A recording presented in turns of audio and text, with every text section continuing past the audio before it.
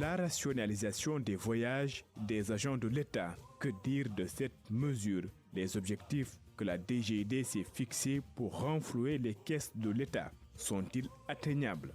L'émigration circulaire vers l'Espagne. Quelle compréhension faut-il en avoir? Les affaires judiciaires.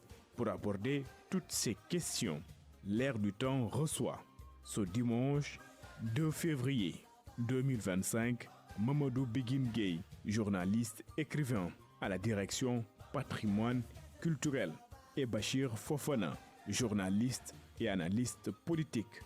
L'Air du Temps, c'est ce dimanche de 10h à 11h avec Antoine Diouf.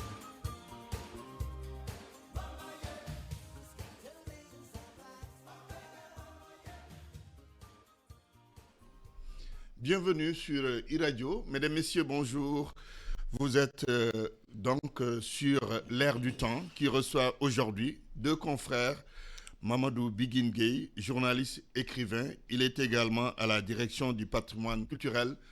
Notre deuxième invité qui va nous rejoindre certainement avant la fin de cette émission, Bachir Fofana, journaliste, analyste politique. Alors, Mamadou, bonjour et bienvenue dans l'Air du Temps. Bonjour Antoine, merci de m'avoir invité dans l'Air du Temps. Très bien. Cette semaine, le Premier ministre Ousmane Sonko a indiqué les barèmes pour les voyages des agents de l'État à l'étranger, une mesure qui a été diversement appréciée. Qu'est-ce que vous pensez de cette décision du chef du gouvernement?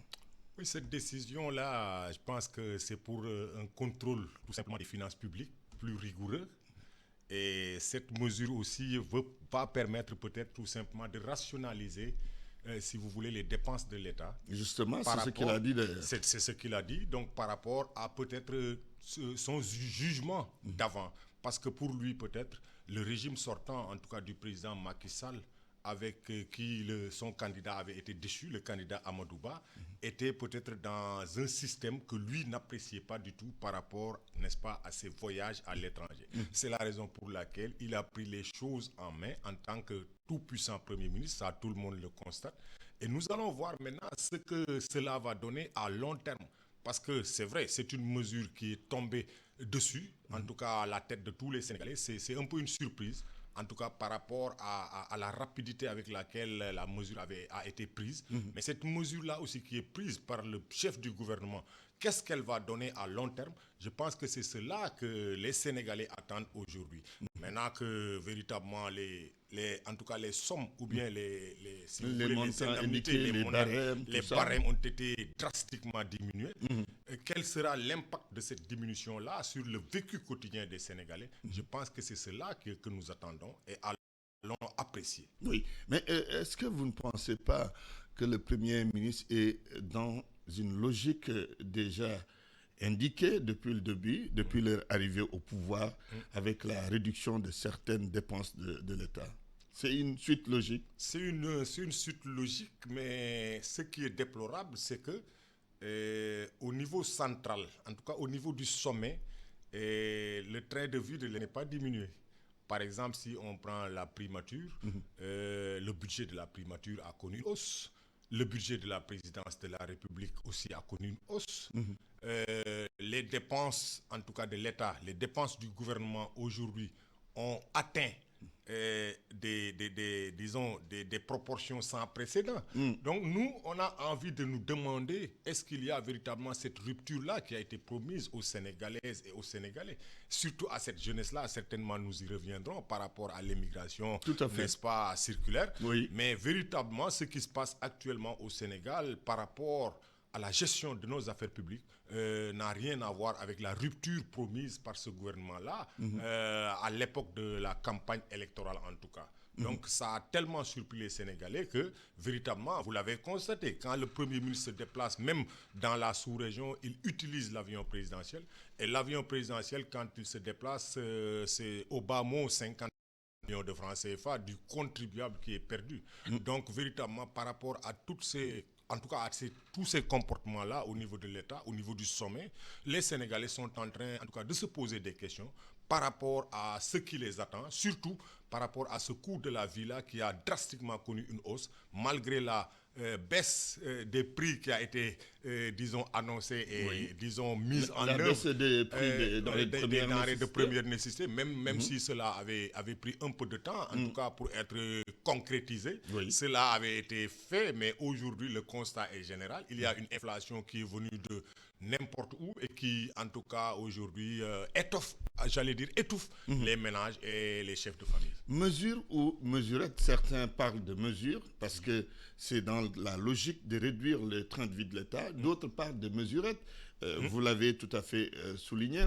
Le Premier ministre qui se déplace avec l'avion présidentiel dans la sous-région. Il y a également les fonds politiques que le Premier ministre avait le président de la République avait annoncé la réduction. Il y a également on devrait peut-être réduire de façon drastique. Mesure ou mesurette? Mesurette, dans la mesure où, vous l'avez dit, non seulement les fonds politiques n'ont pas été supprimés comme promis lors des campagnes électorales, nous l'avons souligné tantôt, c'était peut-être une annonce pour arriver au pouvoir dans les conditions, n'importe quelles conditions en tout cas. Pour moi, donc, PASTEF voulait tout simplement arriver au pouvoir et PASTEF est arrivé au pouvoir. Maintenant que les réalités du pouvoir sont là, moi j'aurais tout simplement suggéré, en tout cas à nos gouvernants actuels, de revenir à l'orthodoxie républicaine.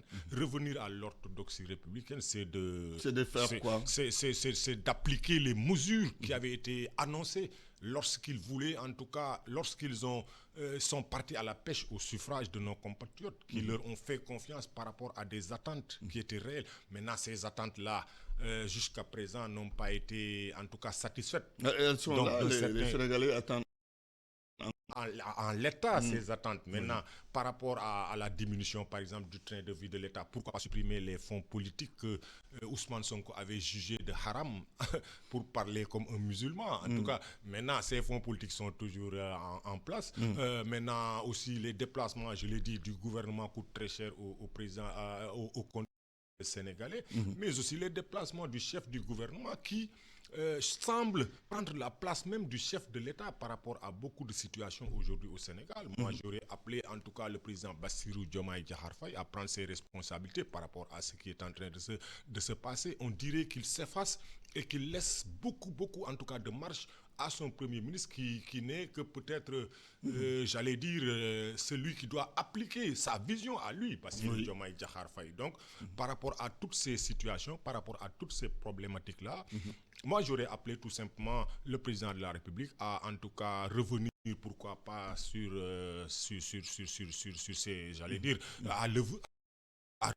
et à tout simplement essayer de tout simplement travailler à l'intérêt supérieur de la nation, cette nation-là qui lui a fait confiance et qui espère, en tout cas, qu'il y a beaucoup d'espoir son magistère. Maintenant, 10 mois après, véritablement la prise du pouvoir, on constate que véritablement les choses ne bougent pas au Sénégal. Nous ne savons pas vers où nous allons.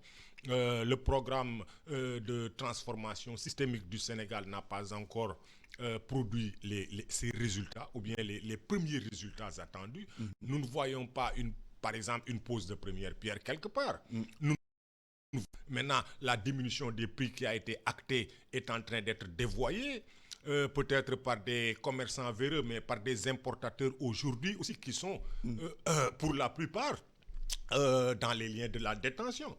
Aujourd'hui, beaucoup d'hommes d'affaires sont sous les barreaux, derrière les barreaux. Donc, véritablement, on dirait qu'il y a en tout cas un croisement des mains par rapport à ces hommes d'affaires-là. Quand vous dites que ça ne décolle pas encore, c'est un argument que beaucoup utilisent, mais il y a ceux qui défendent aussi le pouvoir, qui estiment qu'ils ont trouvé une situation catastrophique. C'est pour cette raison que les choses... Oui, mais une situation catastrophique, mais je ne peux pas apprécier le bilan immatériel du président Macky Sall. Mais du point de vue matériel, je pense que le président Macky Sall a quand même réussi à faire des réalisations qui sont à l'œil nu aujourd'hui. Je peux citer entre autres la ville de Diamniadio, le TER, le BRT, disons le pont de Farafenni, le pont de Foundiougne, les autoponts à Dakar, le PUDC avec toutes ses réalisations, les pistes rurales, l'électrification au Sénégal, mais aussi avec une politique sociale qui, en tout cas, poussait le président Macky Sall à subventionner les prix à chaque fois que de besoin et à augmenter même les salaires, surtout par rapport à mes confrères, à mes collègues enseignants. Maintenant, véritablement, quelles sont les mesures prises par ce gouvernement-là? Il faudrait... Vous pensez qu'en 10 mois, on peut faire des choses concrètes? Mais en 10 mois, on ne peut pas faire des choses concrètes. Peut-être qu'est-ce qu'on peut faire en 10 mois en 10 mois, on pourrait au moins se faire sortir sa feuille de route pour que les gens là, ils vont vers telle direction parce qu'ils ont quitté telle direction. Mais qu'est-ce que vous pensez du référentiel 2050? Si vous parlez de feuille de route, c'est le référentiel pour ce nouveau régime, n'est-ce pas? Mais le référentiel 2050, il promet quoi? Le référentiel 2050, je l'ai dit quelque part, j'ai dit que ça devait être la continuité du PSE. Le référentiel 2050 veut être en porte-à-faux avec le plan Sénégal émergent qui, ce même plan-là, avait été en tout cas reconnu d'utilité nationale par tous les bailleurs de fonds, à commencer par le Fonds monétaire international et toutes les institutions de Bretton Woods qui finançaient ce projet-là. Comment dirais-je, le programme de transformation systémique du Sénégal, qui véritablement, je l'ai un peu visité, mais ça ne dépasse pas 50 pages. Oui. Et ce programme-là, je ne sais pas s'il pouvait être considéré meilleur que le PSE. Moi, c'est là où véritablement, par rapport à mes le bas blesse. Je considère donc que ce programme-là, 2050, pouvait tout simplement être amélioré ou bien ajouté au plan Sénégal émergent, pour ne pas dire supprimé tout simplement, parce que le plan Sénégal émergent, quand même, de mon point de vue, par rapport à l'étude comparative que j'ai faite, par rapport à la lecture comparée que j'ai faite des deux programmes, il n'y a pas photo entre le plan Sénégal émergent et le programme de transformation systémique. D'accord. Donc j'aurais appelé les gouvernants actuels à tout simplement être moins, en tout cas, disons, plus modestes en adoptant tout simplement ce qui est bon dans le plan Sénégal émergent et en prenant peut-être ce qui leur conviendrait dans leur programme de transformation systémique. Oui, on parle du Sénégal. Où va le pays au plan social si on regarde aujourd'hui les centrales syndicales qui ont créé un cadre pour déplorer aujourd'hui la cherté de la vie, pour déplorer en même temps les nombreux licenciements. Ils parlent même des milliers de licenciements. Où va le pays au plan social? Mais le pays va tout simplement vers le gouffre au plan social. Peut-être nous y reviendrons. La jeunesse aujourd'hui est désespérée. On y arrivera. Elle préfère donc aller vers l'immigration. Le pays va vers le gouffre. Oui, mais quand les centrales syndicales... Mais avant les centrales syndicales, c'est les préavis de grève.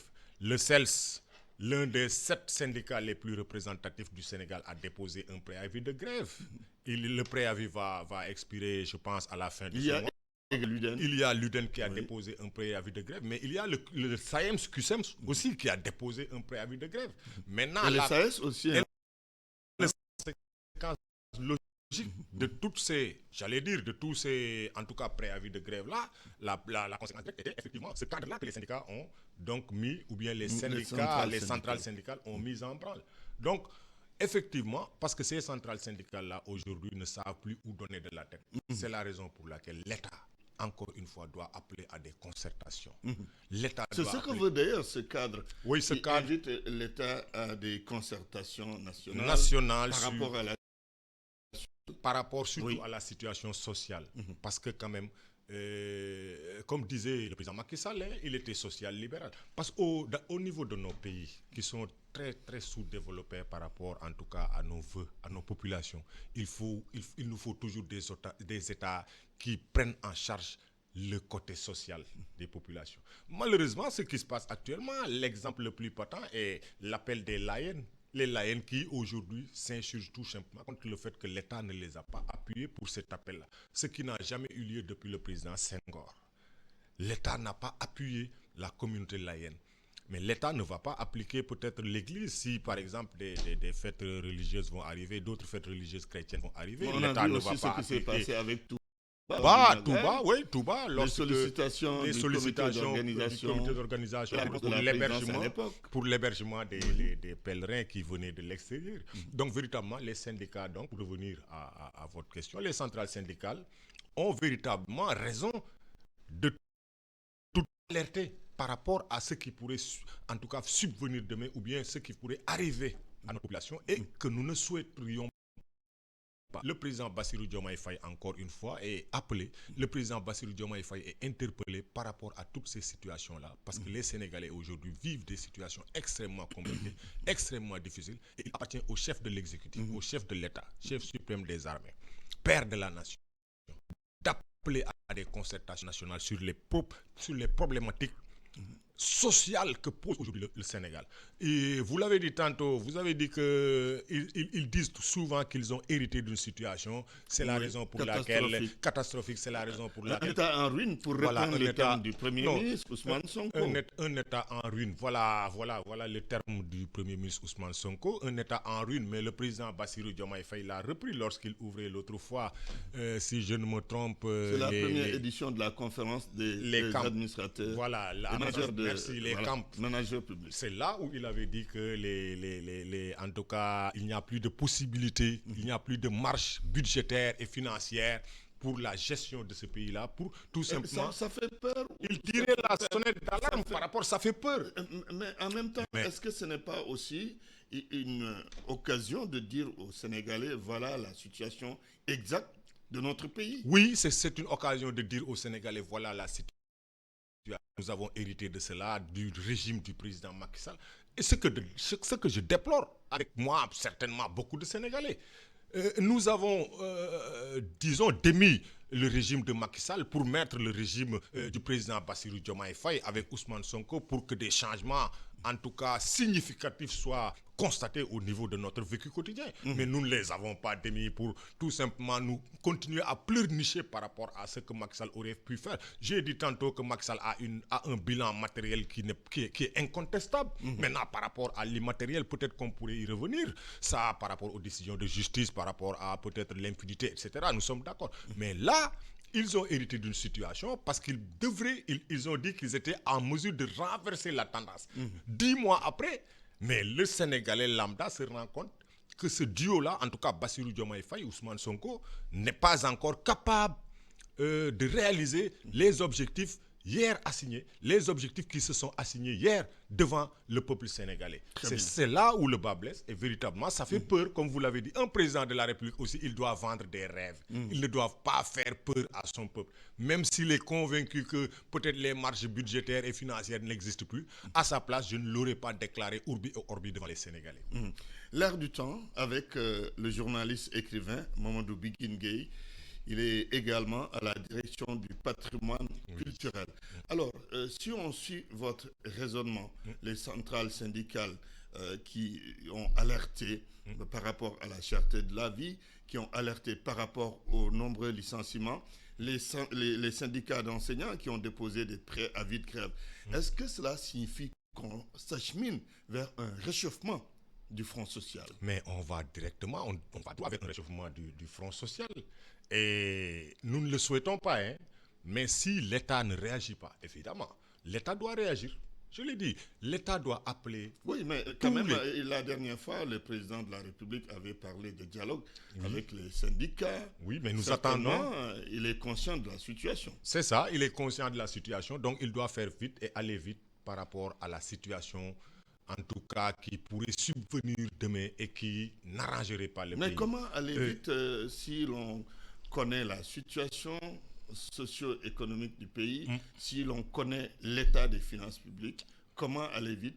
Est-ce que cela signifie qu'il faut dialoguer avec eux, leur dire voilà ce que nous pouvons faire maintenant et voilà ce qu'on peut faire demain? Oui, c'est ce que le Premier ministre Feu Mohamed Boun Abdallah Dionne avait fait. Lorsqu'il signa les accords réalistes et réalisables, comme l'ont appelé les Dambodj et consorts, Dambodj que je salue au passage, les Mamadou Lamine Dianté à l'époque, qui avaient salué en tout cas les mesures prises, parce que le Premier ministre, sur instruction du président de la République, avait convoqué toutes les centrales syndicales pour discuter autour des questions qu'ils avaient soulevées, des questions surtout sociales par rapport aux travailleurs, mais par rapport aux ménages en général, mais par rapport aux populations, à la jeunesse même. Et le Premier ministre avait fait des concessions par rapport à leur plateforme revendicative et avait fait des propositions. L'État pouvait faire tel, l'État ne pouvait pas faire tel, l'État pouvait régler telle situation, l'État ne pouvait pas régler telle situation. Et les gens en avaient discuté. avec tous les ministres sectoriels qui étaient présents. Et à la fin, en tout cas, voilà, une signature d'un protocole avait été faite. Et le résultat, nous le savons. Les syndicats avaient en tout cas salué cette concertation-là à laquelle les avait invités le Premier ministre sur instruction du président Macky Sall à l'époque. Mais pourquoi pas le président Bassirou Diomaye Faye? Pourquoi il ne prendrait pas tout simplement mesure-là, ou bien ce modèle-là d'ouverture en tout cas et de discussion, mais aussi de concertation avec ces acteurs syndicaux-là qui, véritablement, ne l'oublions pas, ils peuvent tout simplement faire bouger, ou bien, j'allais dire, faire bouillir la marmite du syndicalisme s'ils le veulent tout de suite.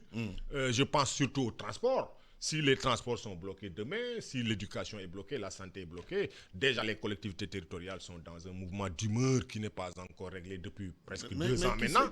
Je pense qu'il est temps. Il y a quand même une accalmie concernant les collectivités territoriales. Peut-être pas de solution définitive, mais il y a quand même une accalmie. Oui, il y a une accalmie parce qu'il y a un service minimum. Mais le mouvement n'est pas suspendu. Tout à fait. Donc le président pourrait même, en tout cas, impliquer ces travailleurs-là des collectivités territoriales à cette concertation nationale-là avec les centrales syndicales pour qu'on aille vers, en tout cas, des solutions urgentes.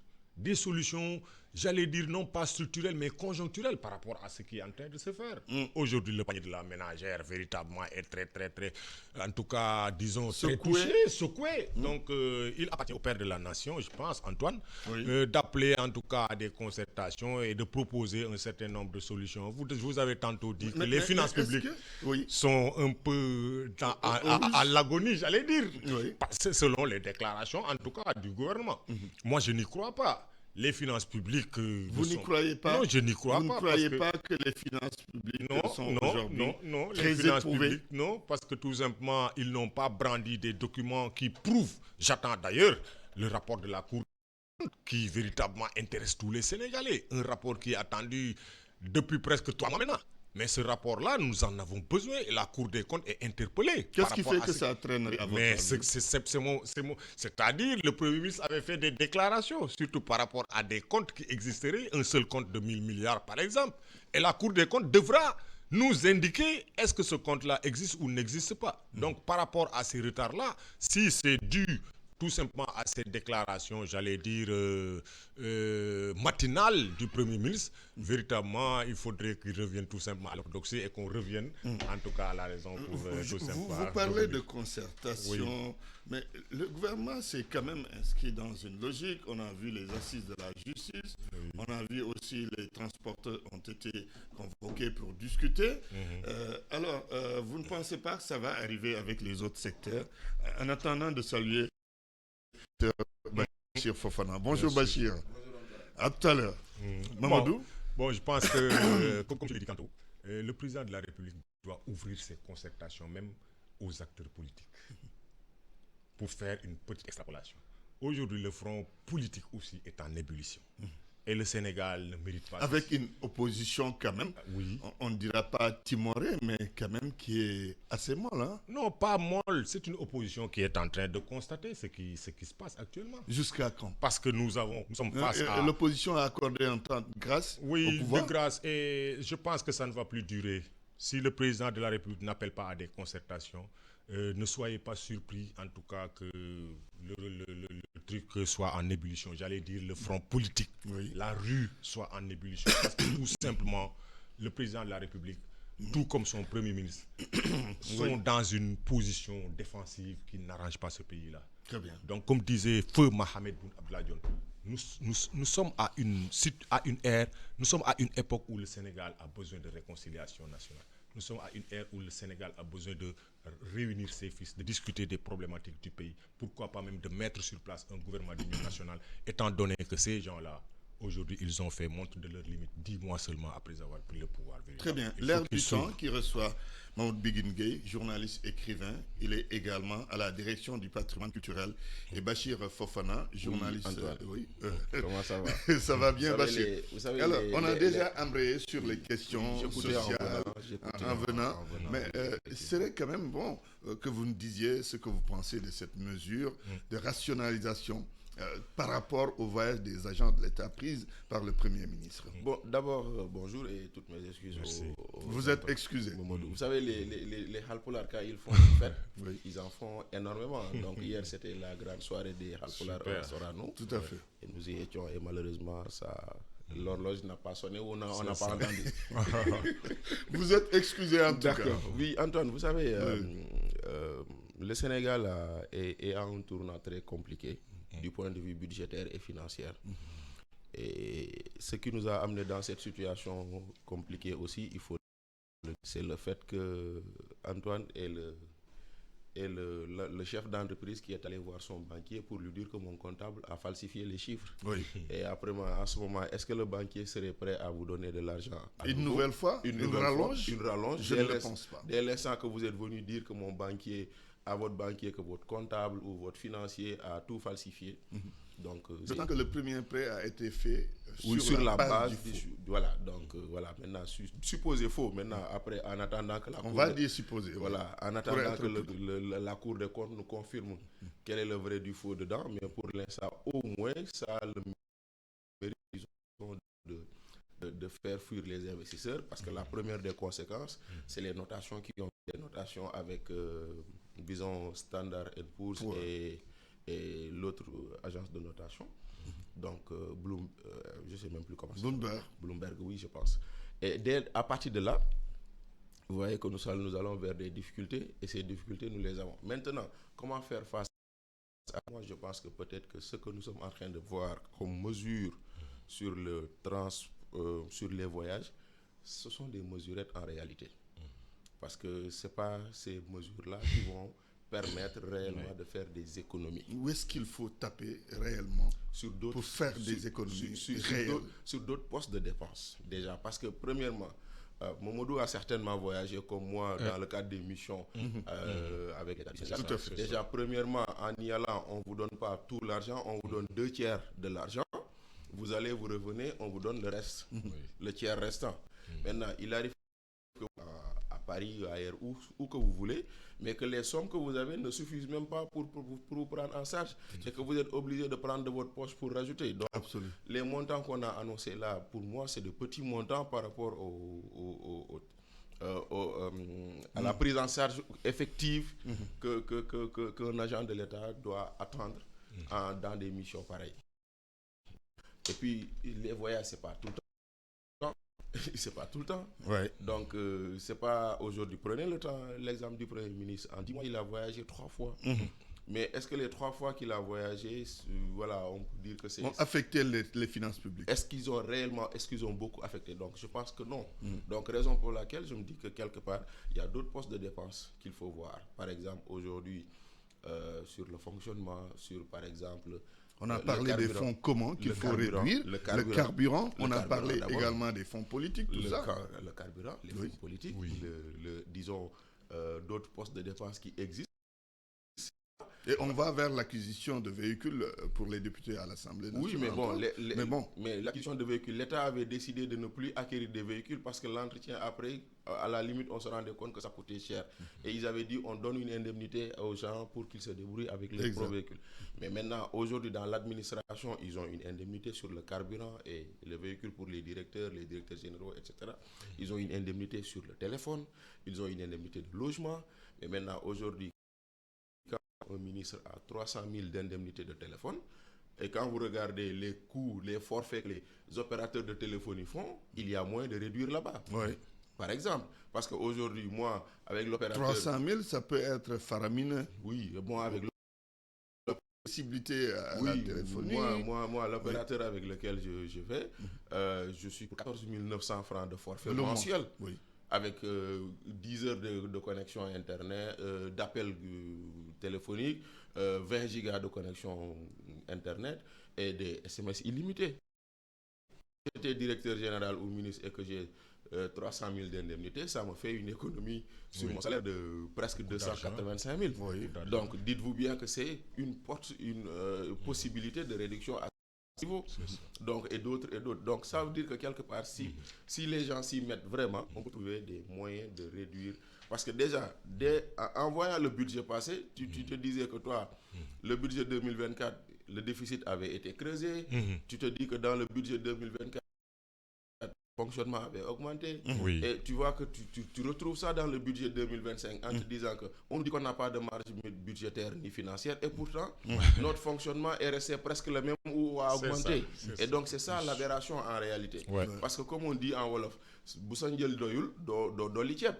voilà, donc simplement tu ne peux pas dire que tu n'as pas beaucoup de ressources et tu continues à maintenir un train de vie que tes dépenses n'arrivent pas à supporter. Donc déjà, il faut revoir certaines choses. Si on les revoit, peut-être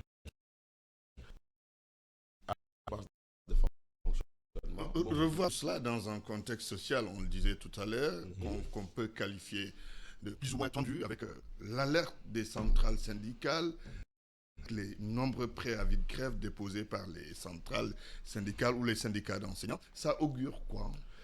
Des lendemains très compliqués qui se rajoutent au panier de complications que nous avons déjà malheureusement. Voilà, parce qu'aujourd'hui, tout est très compliqué. Attendez-vous à peut-être voir les paysans aussi râler. Avec la campagne de commercialisation de l'arachide. La campagne de commercialisation. Quelqu'un me disait, c'est le secrétaire général des producteurs du bassin arachidien, que depuis le 6 février, 6 janvier, il n'y a pas de paiement. Mais non, mais au-delà du fait qu'il n'y a pas de paiement, demandez au ministre de l'Agriculture quels sont les résultats agricoles de cette année. Pourquoi la production arachidienne? Non, pas que la production arachidienne, toute la production. De façon générale, de maïs, de mil, de sorgho, de niébé, d'arachide particulièrement. Peut-être qu'il le fera. Oui, mais à ce temps-ci, tout le monde savait. Mais s'il ne le montre pas, c'est parce que simplement les résultats ne sont pas fameux. Pas du tout. Malgré le tintamarre que lui avait fait, parce qu'au moment du lancement de la campagne, on avait vu ici Mabouba Diagne dire ouais, nous aurions une production record qu'on n'a jamais eu, etc. Et même sur l'arachide, aujourd'hui, les vrais producteurs vous disent que si nous arrivons à avoir 500 000 tonnes, c'est un exploit. Alors que l'année dernière, nous avions produit 1 500 000 tonnes. Donc aujourd'hui, la production agricole, nous avons toutes les spéculations en baisse. Et selon le SILS, d'ici au mois de mai, nous pourrions avoir 1 million à 1,3 million personnes dans des situations d'insécurité alimentaire. Mais ça, quand ça arrivera, ça va augmenter à la situation que nous avons déjà. Et ça peut être explosif. Ça risque d'être très explosif. Très bien. L'air du temps avec deux confrères, Bachir Fofana et Mamadou Biguine Gueye. Mamadou, la Direction générale des impôts et des domaines a affiché ses objectifs pour l'année 2025. Collecter 3014 milliards de francs CFA pour les impôts. Un surplus de 584 milliards comparé à l'année dernière. Va-t-on vers un État tout impôt? Tout porte à le croire, étant donné en tout cas la situation actuelle. Mais un État tout impôt aussi voudrait qu'un pays, en tout cas les populations, constatent que cet impôt-là impacte sur leur vécu. Véritablement, ils ont un objectif de se soigner, qu'ils se soignent. Quand ils veulent se soigner, qu'ils se soignent. Quand les enfants doivent aller à l'école, que les prix des denrées de première nécessité baissent, parce que l'impôt fait impact, en tout cas, sur leur vécu quotidien. Parce que moi, récemment, j'ai vu même des maisons familiales où on a amené des documents, des demandes d'impôts pour paiement. J'ai vu... Ah oui, hein? Oui, j'ai vu un papier, un document qui en tout cas, et à la famille de payer un impôt de 75 000 francs en fin décembre dernier, qui constituait le dernier délai. J'avais dit que je n'avais plus vu ça depuis, en tout cas, l'époque coloniale. Très longtemps. Franchement, je n'ai pas vu, mais j'ai entendu que sous l'époque coloniale, ça existait, et sous les socialistes, et sous Senghor, même Abdou Diouf avait fait des concessions par rapport à cette situation-là. Véritablement, j'ai vu sur Liberté 5, chez mon grand-père, un document qui montrait que la maison familiale devrait payer un impôt de 75 000 francs.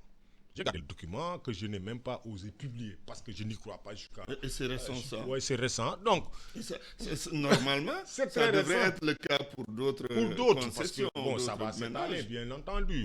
Maintenant, cet impôt-là, on peut le percevoir en tout cas au nom de l'État peut-être, par rapport à son autorité. Mais cet impôt-là, si on le paye, ça doit impacter sur notre vécu. C'est vrai, ils ont un objectif de 14 milliards en 2025. Cet objectif-là correspond à 20% de pression fiscale. Donc 20% de pression fiscale, c'est trop ambitieux. C'est la norme UEMOA. Mais ça, c'est ambitieux. Parce que nous sommes à moins que ça. Mais moins de 20%. À bien moins. Je pense que nous n'avons pas atteint 10%. Non, nous sommes à 17, 18, 19. 17, non, on n'est pas à la norme UEMOA. On n'est pas à la norme. Voilà. Donc, eux, bizarrement, ils veulent 20% tout de suite. Ça, c'est un taux ambitieux. Maintenant, on pourrait l'atteindre. Mais pour atteindre ce taux-là, c'est peut-être... Il s'agira d'abord de sensibiliser les populations. Je ne suis pas contre le paiement. Oui, il faut payer les impôts. La sensibilisation, c'est normal. La communication, peut-être, mais passer aussi par le digital pour avoir une trace du paiement de l'impôt. Quelqu'un l'a déjà suggéré au nouveau gouvernement. Si on digitalise, c'est très bon. C'est par rapport, en tout cas, pour étoffer un peu la mobilisation des recettes fiscales. Mais l'élargissement de cette assiette passera aussi par l'inclusion qui souvent ne paye pas l'impôt. Donc, ils vont inclure peut-être le secteur informel. Est-ce que cela ne signifie pas qu'il faut réorganiser carrément le système? Oui, et lutter surtout contre l'évasion. Formaliser l'informel. L'évasion fiscale aussi est une problématique au Sénégal. Formaliser l'informel pour que l'informel puisse en tout cas cotiser et contribuer à l'impôt au niveau en tout cas national. Maintenant, il faut améliorer aussi l'efficacité de cette, de la collecte de l'impôt. Et l'efficacité de la collecte de l'impôt aussi passe par l'agrément ou bien l'assentiment du contribuable, des achats de l'impôt. Donc ça, c'est le travail peut-être des contrôleurs des impôts. Ils sont spécialistes. Voilà, ils sont spécialistes dans leur domaine. Donc je pense qu'ils feront le nécessaire en tout cas pour... Mais je ne suis pas contre. On pourra atteindre oui, mais que cela impacte quand même sur notre vécu parce qu'aujourd'hui le Sénégal est très compliqué par rapport au point en tout cas au plan social, au plan économique. Aujourd'hui, nous vivons des moments très difficiles et le président de la République est interpellé par rapport à ce qui est en train de se passer. Bachir, il y a des niches sur lesquelles il faut aller pour quand même renflouer les caisses de l'État. Ça, c'est un. Et deuxièmement, est-ce qu'il ne faudrait pas éviter le tout impôt qui risque de tuer l'impôt? Oui, bon, on a l'habitude d'entendre les gens dire que trop d'impôts tue l'économie. Donc ça, c'est vrai. Maintenant, effectivement, il y a des niches, et notamment dans le foncier bâti. Donc, énormément de personnes aujourd'hui qui ne paient pas. Ou qui qui n'ont pas payé depuis longtemps. Ça, c'est une chose. Maintenant, pour toi et moi qui sommes du village là-bas, on voyait les gens venir compter nos têtes de bœuf et nos boutons, etc. Et nous demander de payer l'impôt sur ça. Donc, c'est dire qu'il y a effectivement des niches. Mais moi, à explorer. Mais moi, Antoine, mon souci, c'est une chose. Des fois, je dis souvent, l'impôt, c'est la dernière activité dans la chaîne économique. Donc, ce sont les autres activités qu'il faut voir et qui produisent l'impôt. Parce qu'aujourd'hui, vous voulez qu'il y ait plus d'impôts, il faut faire en sorte que l'économie marche. Que les entreprises soient pérennes. Que les entreprises soient pérennes, que les recrutements se fassent, que la consommation se fasse. Qu'il n'y ait pas un taux de chômage élevé. Mais et voilà. Donc, aujourd'hui, mettre la pression sur l'impôt, c'est une chose, ça peut avoir une finalité que vous cherchez, comme ça peut ne pas donner les résultats que vous attendiez. Escompté. Mais si vous mettez à dire, je dois développer l'activité économique, je dois donner confiance aux investisseurs, parce qu'aujourd'hui, les discours que j'ai dit tantôt là, on finit par faire fuir les investisseurs. On emprunte à des taux beaucoup plus élevés que d'habitude. On a recours au marché de l'UEMOA aussi rapidement, aussi souvent que nous ne le faisions pas avant. Et qui n'a pas toujours donné les résultats. Voilà. Et le 31 janvier, c'est-à-dire hier, nous avions levé plus de 50 milliards encore sur le marché de l'UEMOA. Donc, ça veut dire qu'il n'y a pas beaucoup d'argent dans ce pays. C'est comme ça qu'il faut le comprendre. Et maintenant, si aujourd'hui vous arrêtez les chantiers parce que vous estimez qu'Antoine a obtenu illégalement un terrain, en oubliant qu'Antoine, parce que nous sommes dans un quartier ici où l'exemple est patent, sous chaque maison en construction, vous voyez une femme qui vend une gargote là-bas, qui vient faire son business là-bas, vous vous voyez les charretiers qui amènent le sable, vous voyez les charretiers qui amènent le ciment, vous voyez... C'est toute une chaîne. C'est toute une chaîne. Mais quand tu regardes seulement le propriétaire, tu oublies qu'il y a de l'emploi direct et indirect derrière chaque construction. Donc ça là, il faut le relancer. Il faut faire en sorte que, par exemple, l'industrie de transformation marche. Par exemple, on parlait de l'agriculture. Quand ça marchait vraiment, Touba était un hub de transformation artisanale de notre arachide. Et ça produisait, ça amenait, ça transportait, tout ça. C'est tout ça là qui développe l'économie. Et c'est tout ça là qui a la finalité paiement-impôt.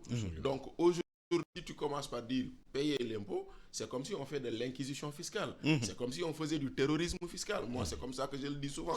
Je dis souvent que, attention, faisons en sorte que les gens payent de l'impôt, mais n'arrivons pas à du terrorisme fiscal. Parce que, en d'autres termes, il faut ménager la chèvre et le chou. Faire en sorte que les entreprises continuent.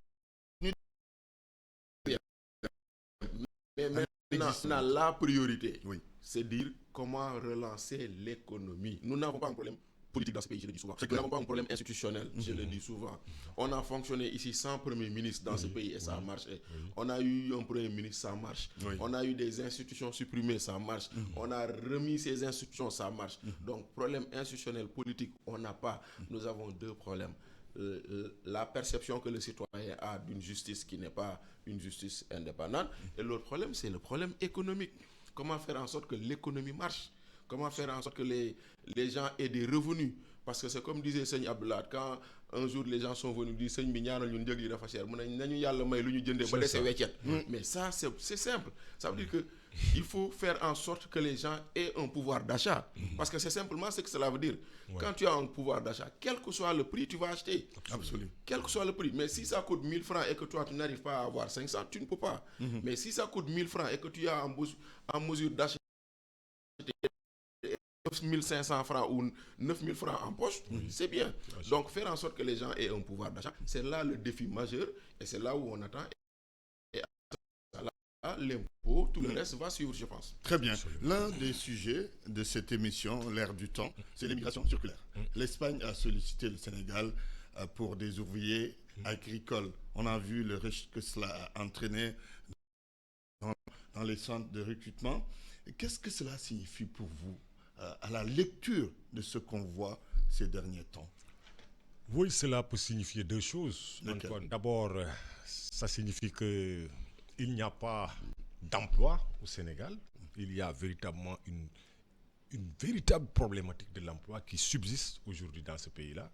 Mais deuxièmement, ça peut signifier aussi que l'État aussi accepte tout simplement par rapport à la coopération de livrer ces jeunes à un pays étranger qui a besoin d'ouvriers agricoles et pour tout simplement résorber un gap qu'il ne peut pas régler tout de suite. Donc, l'un dans l'autre, par rapport à ces deux problématiques-là, nous considérons que quand même, nous n'attendions pas ce résultat-là de ce gouvernement du président Bassirou Diomaye Faye, à la tête duquel, en tout cas, trône le Premier ministre Ousmane Sonko, qui avait promis monts et merveilles à cette jeunesse-là, non pas uniquement lors de la campagne électorale, mais depuis depuis le début avec le président Macky Sall. C'est lui qui avait le livre solution à Koloban, qui avait été lancé à grande pompe. Et le livre solution aujourd'hui, quel est le contenu de ce livre solution-là? Ils ont besoin de 370 jeunes seulement, comme vous l'avez dit. Et aujourd'hui, nous avons vu un reste de plusieurs milliers en tout cas de jeunes, pour ne pas parler de millions. 24 000 demandes. Merci, Bachir. Donc 24 000 demandes qui ont été enregistrées sur 300 et quelques tout simplement qui constituent véritablement le besoin. Je pense que véritablement un échec ne peut pas être aussi patent que ça. Bachir, échec de politique de jeunesse, d'emploi. Le politique d'emploi, tous les présidents sortants ont échoué. Ça a été quand même le talon d'Achille de tout le monde. On se rappelle qu'en 2012, au moment de quitter le pouvoir, Wade avait dit « Je me rends compte que j'ai échoué dans ma politique d'emploi ». Ça nous a trouvé ici. Pour être objectif. Voilà, pour être objectif. J'ai souvent dit qu'il y a 4 E qui tuent n'importe lequel des pouvoirs dans ce pays. Il y a 4 crises. La crise de l'eau, la crise de l'électricité, la crise de l'éducation et la crise de l'emploi. Voici les crises qui, chaque fois, ont des conséquences sociales terribles. On peut même ajouter la crise sanitaire. Oui, Oui, d'accord. Mais ça, principaux. Voilà, c'est les principaux points qu'on peut Donc, soulever. Abdou Diouf a connu la crise de l'éducation, Oui. de année blanche, année invalide. Tout à fait. Voilà. Abdoulaye Wade a connu la crise de l'électricité et de L'électricité avec l'emploi. les émeutes qu'on a Les connues. émeutes de l'électricité. Macky Sall a connu la crise de l'emploi jusqu'à créer le programme Xëyu Ndaw ñi. Donc aujourd'hui, eux, ils ont échoué. Donc ça, il faut le constater. Mais maintenant, ce nouveau pouvoir, il y avait énormément d'espoir pour ce nouveau pouvoir. Mais j'ai comme le sentiment que cette situation traduit peut-être la fin des illusions ou disons, un espoir déçu quelque part. Mais maintenant, en réalité, moi je pense que cette affaire aurait pu être mieux gérée. Mais Antoine, aujourd'hui, nous tous, nous voyageons, mais presque toutes les chancelleries ont des structures dédiées pour les problèmes de formalité de visa, etc. Donc on ne passe plus pas directement par l'ambassade de France ni par l'ambassade d'Italie. Voilà. Donc il fallait trouver une agence qui gère ça et tout. Et maintenant, et se demander également comment ça se fait que depuis les années précédentes, ça a toujours existé et on n'a pas connu ça. Parce que simplement, les années précédentes, c'était géré par le ministère de la Jeunesse, premièrement. Et deuxièmement, lors des années précédentes, le ministère de la Jeunesse faisait un tri. C'est-à-dire, on prenait les jeunes qui étaient déjà dans les domaines agricoles, parce que eux, au moins, ils ont une certaine expérience et connaissance de la chose agricole, etc. Mais ici, peut-être que leur excès de transparence leur a joué un mauvais tour. Et aujourd'hui, ça donne un résultat quand même très désastreux sur l'image du Sénégal. 370 postes, tu te retrouves avec 24 000 demandes en 5 jours, c'est quand même trop. Il faut voir est-ce que les choses vont se faire aussi de façon transparente. Et après, on te dit que même dans les demandes, il y a des enseignants, il y a mais comment quelqu'un qui a des revenus ici, il va laisser un salaire ici décent pour aller prendre un salaire de saisonnier en Espagne, c'est quand même quelque part. Alors, nous allons rapidement terminer. Dossier judiciaire, l'affaire Lat Diop, il y a Moustapha Diakhaté qui compte interjeter appel, le dossier Tabaski Ngom, entre autres, qui accuse le député Moustapha Diop, dont l'immunité parlementaire n'est pas encore levée. Commentons ces affaires rapidement en une minute. En une minute, je pense que d'abord la levée de l'immunité parlementaire de Farba Ngom qui me semble-t-il en tout cas n'a pas été faite dans les règles de l'art. Parce que j'avoue avec son avocat défenseur ou bien son avocate, Maître Aïssata Tall Sall, qu'il n'y a pas de dossier Farba Ngom. Il n'existe pas de dossier Farba Ngom. Et je me pose toujours la question, en tout cas de savoir comment ils ont procédé pour arriver à la levée de son immunité parlementaire, étant entendu qu'ils nous avaient promis quand même des ruptures par rapport en tout cas à la justice de ce pays-là. L'autre aspect peut-être c'est l'autre levée de l'immunité parlementaire qui se profile à l'horizon, c'est celle de Moustapha Diop qui sera levée par rapport à l'affaire Tabaski Ngom. Maintenant là aussi je pense que j'attends en tout cas. Sauf qu'on a encore traîné un peu les pieds. Oui, on a traîné un peu les pieds. Oui, j'attends. C'est la raison pour laquelle, comparé à l'affaire Farba Ngom, on nous dit qu'il est apparenté à un ministre dont je vais taire le nom. Mais on verra si véritablement ce qui est arrivé à Farba Ngom va arriver quand même à Moustapha Diop. Vous l'avez dit tantôt, il y a aussi la. Aujourd'hui, Lat Diop est en train de demander, tout comme celle de Samuel Sarr, qui sont en train de demander. Et les dédommagements aussi des détenus politiques. Ça, on ne peut pas l'oublier. Ça aussi, on ne peut pas l'oublier. On y est allé vite. Mais qu'est-ce qui a autorisé ce dédommagement-là pour aller vite? Quelle est la loi qui autorise ce dédommagement-là? Qui a décidé de cette grande, en tout cas, décision pour ne pas faire, disons, comment dirais-je, la répétition? Mais ce qui se passe actuellement dans ce pays-là, je pense qu'il faudrait qu'on revienne à l'orthodoxie. Très bien. Et qu'on se. Merci Mamadou Bachir. Pour terminer. Non, bon, vous savez, c'est des affaires judiciaires quand même qui interpellent à tout point de vue de par leur procédure. Donc, comme il dit, moi j'ai toujours, je m'interroge sur la CENTIF parce que comment on peut procéder à une enquête sur Antoine sans prendre le soin d'auditionner la personne. Parce le que principe de la contradiction. De la contradiction, parce que par exemple, même faire son rapport, elle s'arrange à ce que la personne incriminé puisse être entendu et qu'au moins sa version figure dans le rapport. Donc ça, c'est un problème qu'il va falloir régler. Et il va falloir également régler le problème du règlement intérieur pour qu'on dise quels sont les éléments à fournir en cas de levée de l'immunité parlementaire de quelqu'un. Parce qu'on ne peut pas venir dire sur la base de simple, comme l'a dit Guy Marius Sagna, faisons confiance à la justice. Mais non, hier, ils n'ont pas fait confiance à la justice quand on poursuivait, trop simpliste comme quand on poursuivait Ousmane Sonko. Quand on poursuivait Ousmane Sonko, ils ont dit on ne fait pas confiance à la justice. Pourquoi aujourd'hui on devrait faire confiance à la justice? Donc aujourd'hui, il nous faut arriver à avoir des éléments sur lesquels stabiliser, de sorte à ce que chaque fois qu'il y a levée de l'immunité parlementaire, il y a un certain nombre de dossiers qui doivent y figurer. Parce qu'aujourd'hui, tout est laissé à l'appréciation du procureur, et c'est sur la base d'une simple lettre du procureur qu'on lève une immunité sans autant que le fond de dossier n'y soit. Donc pour évacuer, maintenant, pour le cas de la Diop, mon interrogation simple. Nous, au Sénégal, on ne fait pas la différence entre le corrupteur supposé et le corrompu. Faudrait-il comprendre qu'aujourd'hui, que celui qui dit j'ai corrompu soit libre, et celui qu'on accuse d'avoir été corrompu soit en prison? C'est la même loi qui devrait s'abattre. Qui devrait s'appliquer sur tout le monde. Donc ça c'est également une chose. Aujourd'hui, on nous dit que le délit de blanchiment est écarté, quand ça veut dire qu'aujourd'hui, on l'avait accusé sur la base de quelque chose qui n'était pas vrai. Et donc ça interroge encore. Ça veut dire que est-ce qu'on n'a pas arrêté quelqu'un pour ensuite lui coller des motifs à lui trouver? Ça, c'est... Et pour terminer sur l'affaire Samuel Sarr, comment aujourd'hui on nous dit que c'est une affaire privée entre deux actionnaires, qu'il y ait un rapport qui incrimine la personne, qu'il y ait un contre-rapport qui vienne blanchir cette personne, et qu'on voit aujourd'hui que c'est encore le procureur de la République qui s'oppose à la liberté provisoire de Samuel Sarr. Donc, quelque part, est-ce que Samuel Sarr, ce n'est plus une affaire d'État? Parce qu'aujourd'hui, le procureur, on sait qu'il représente le ministre de la Justice, qui n'est qu'une autorité politique, qui obéit comme aux le ordres, dit Ousmane Sonko, le Premier ministre, celui aux ordres du Premier ministre. Donc, celui qui est en prison aujourd'hui, est-ce que ce n'est pas le Premier ministre qui l'a maintenu là-bas? Donc, voilà autant de questions. Comme je disais tantôt, nous avons deux problèmes. La perception du citoyen par rapport au fonctionnement de la justice et les problèmes économiques. Et sur les problèmes de perception de la justice, tout porte à croire que ce que nous avions combattu hier et dénoncé hier sous Macky, c'est en train de se perpétrer, mais en pire, malheureusement. Merci. Nous sommes au terme de cette émission, L'Air du Temps, qui recevait deux brillants confrères, Mamadou Biguine Gueye, journaliste écrivain. Il est également à la direction du patrimoine culturel, et Bachir Fofana, qu'on ne présente plus. Vous le connaissez et vous l'avez reconnu sur nos différentes antennes, ITV, iRadio. C'était un immense plaisir d'être avec vous ce dimanche. À la présentation, Antoine Diouf.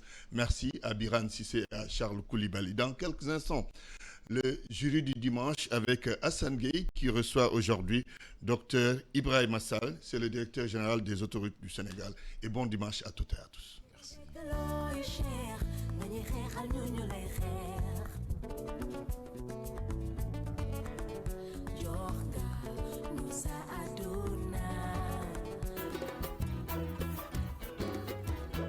Le directeur général des autoroutes du Sénégal est l'invité du jury du dimanche.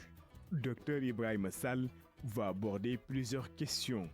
Les accidents sur les autoroutes, les coûts du péage, les initiatives pour améliorer la gestion du péage.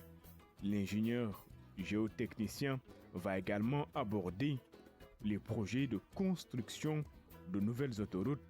Ibrahim Sall face